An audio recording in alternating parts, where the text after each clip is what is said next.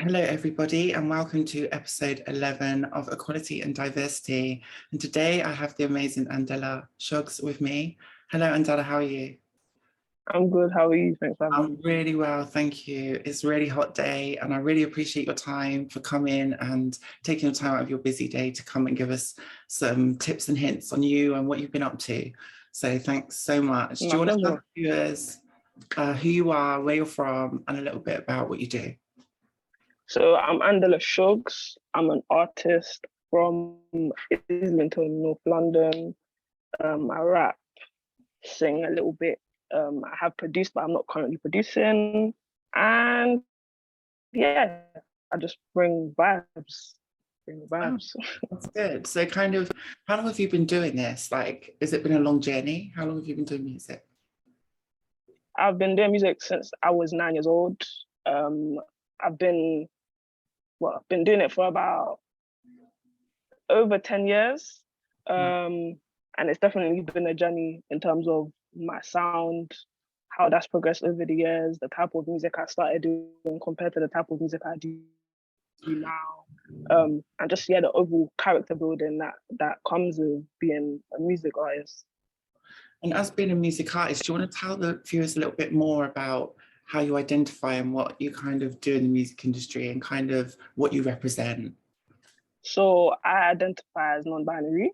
Yeah. I represent the LGBTQ plus community. Brilliant. And I'm transmasc. For those who don't know what transmasc is, it basically means being more in touch with my masculine side as opposed to my feminine side. As you can see, I go to the barbers. Looking good. I wear men's clothing. Yeah. I just carry myself how I carry myself. To be fair, I don't like to give myself labels, but it helps to some degree in society to help people better understand who you are. So yeah. Well, thank you for sharing that. And that's really inspirational. We don't get many artists like yourself on the show. So it's good to kind of have a broad range of people representing different kind of communities across the industry. And on top of that, you're also identified as a Black non-binary artist. So again, that has extra challenges and extra kind of things that come with it. So tell us a little bit more about the kind of challenges that you've had to face and barriers you've overcome in that 10-year period. So I'd say barriers I've had to face or being accepted is one of them. What you tend to find being an artist such as myself is that when people don't understand you and they don't know how to approach you, it makes it harder for them to take in your music. Yeah. And to accept, the topics that you may talk about. For example, talking about women is something that is seen in the industry as something that men predominantly do. So coming from a different perspective, it can rub people the wrong way. Sometimes it may put people off just simply, I don't know, accepting your music, the topics that you cover, how you carry yourself, because they're so used to things being one way. But how I've managed to overcome that, I'd say pretty much just being myself. I think that's something that everyone should continue to strive to do. Like, do not change yourself for anybody. I know it gets tough sometimes being in such a niche demographic. Yeah. You find that people like how do I explain it? It's like going to do an open mic, for example, and you're performing in front of a crowd and you have predominantly heterosexual acts, and then they see you come on stage, and one of the first questions that may come in someone's head is that a boy or a girl? Yeah. They just, as opposed to listening to the music and the messages or message that you're delivering essentially. But just having to always remind myself that I've been given a gift and it's down to me to use that gift in the best way possible and you're not here to be liked by everybody, but the people that do like you and do love you and what you do, it will show. And in a show of, say, 50 people, there will be at least one person who loves what you do. So that is what will continue to push you further. That's beautiful. Thank you so much for that advice. And kind of, how have you navigated your way around? Because like you said, you do many different things in the industry. So yeah, do you find that by doing different things, it kind of gives you a competitive advantage? Or do you find that it's better to kind of keep things together because you kind of are more in control? How does that kind of operate? I'd say, how would I answer that? In terms of navigating in the industry, knowing that you have a diverse skill set is always beneficial for you as an artist, regardless of how you identify. Yeah. But being non-binary, it's like you already have to overcome that as an obstacle, because it's like getting people to understand that and then getting them to understand your music and vibing with you as a person. So I'd say in terms of how I've navigated it, I don't back down.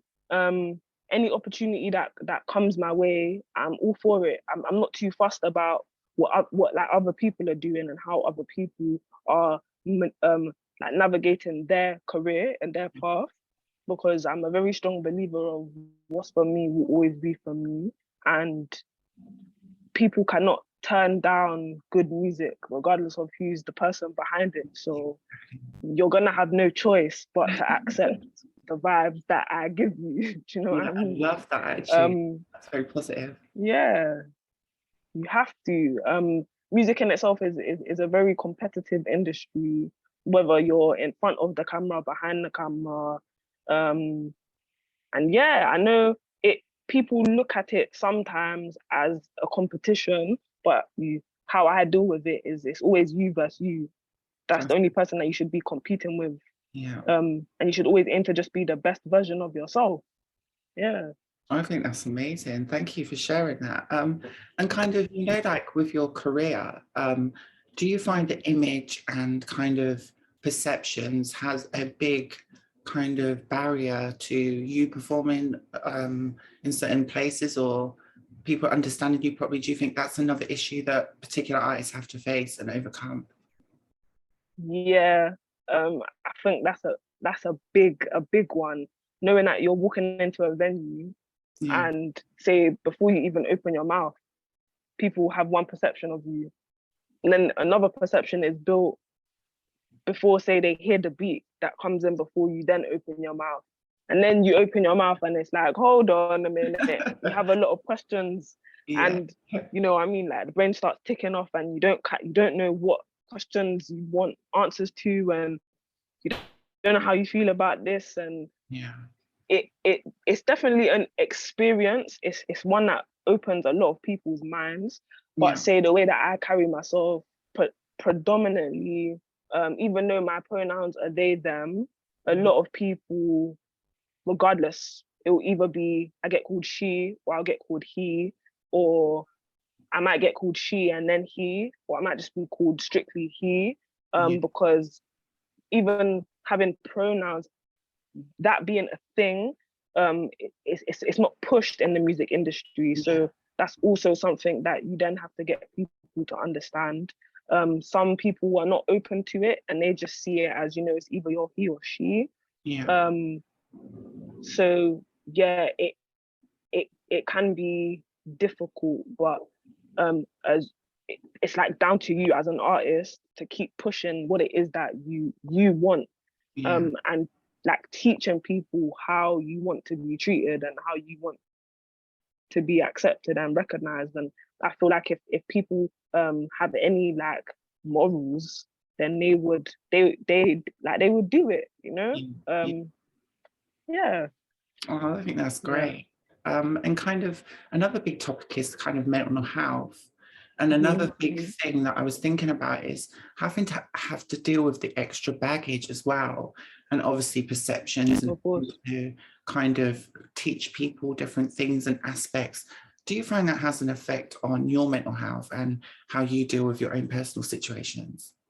Yeah, mental health advocacy, that is something that I feel should be spoken about more, especially it's like having to navigate your identity and still figure out who you are essentially, and then whilst you're doing that, having to then it's like figuring yourself out whilst other people try and figure you out, even though you haven't figured yourself out yet.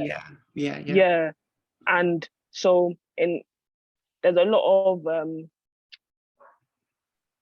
whoever listens to this, like if I deal with something called gender dysphoria, so that's more or less like being assigned the gender that you were assigned, but not feeling like that gender. So you have a lot of mental battles, a lot of emotional battles with with your body and how that's perceived by everybody pretty much. Yeah. Being non-binary, being trans-masc, I wear binders, for example, and that helps to combat or to like settle my mental health, like having problems with it, because you tend to get caught up in what everybody else then thinks of you, and already thinking in your head, what do they think about my music? But now it's, what do they think of me? Do they like me? Do they not like me? Do they hate me? Do you know what I mean? And that can be quite upsetting sometimes. So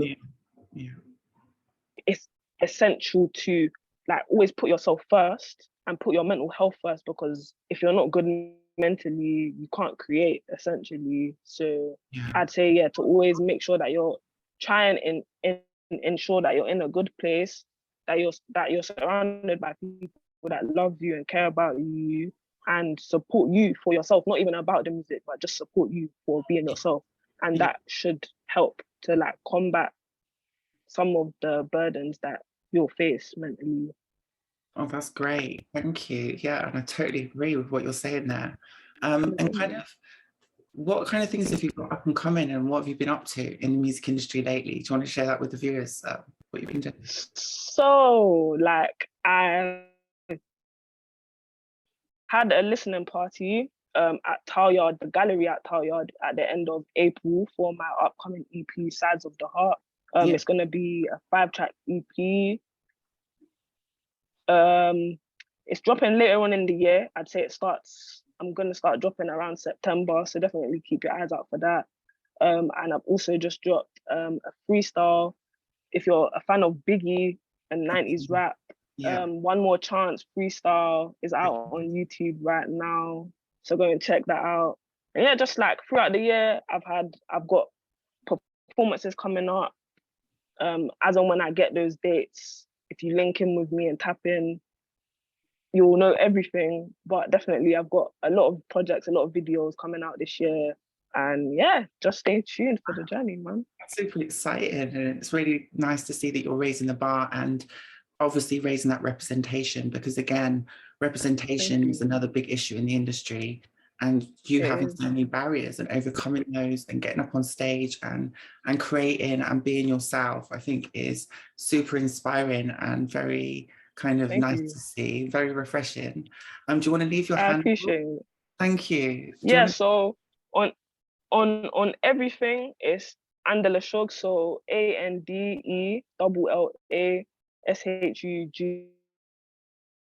So you can find me literally TikTok, Instagram, Snapchat, YouTube, everything is at Andella Shuggs. Well, make sure your viewers check out Andella Shuggs online. I'm sure there's loads of exciting stuff. So if you've got any kind of up and coming events that you want to share with the viewers that might want to come along and listen to your music? I'd say I know there's a few, but they're not confirmed at the moment. I won't tell you until it's confirmed, but I should have a few performances throughout August and definitely later on in the year. But yeah, I just had Catford Pride beginning of this month. Yeah. So if you was there, you'd know it was a vibe. Big up Icicle. And yeah, just like open mics, I'll be around. You'll definitely see me somewhere throughout London this That's what I like. year and the next and the next and the next. Keep your eyes peeled for Andella. Please go out, check, support, like, subscribe. You know, I like the vibes that you All of brought that. to me. I really appreciate your Thank you very much. input to the show.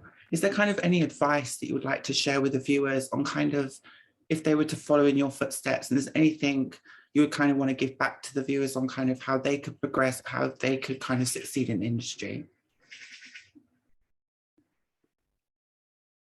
Ooh. I would say, first things first, be yourself. Don't change yourself for anybody. The labels don't love you like for you. They will try and change you to be what they want. But you need to always stay true to yourself. Take it one day at a time. It's not a race. It's a marathon, as Nipsey Hussle would say. Rest in peace. And believe in yourself. Like the sound that you create, it's not gonna be what everyone else is doing. It shouldn't be what everyone else is doing because it's what you want to do. And to just keep creating. Don't, even if you're having a bad day, it doesn't have to get released. Sometimes, because I know as artists, we get caught in this, whatever we create, we have to release it. Sometimes you might just write something as therapy for yourself.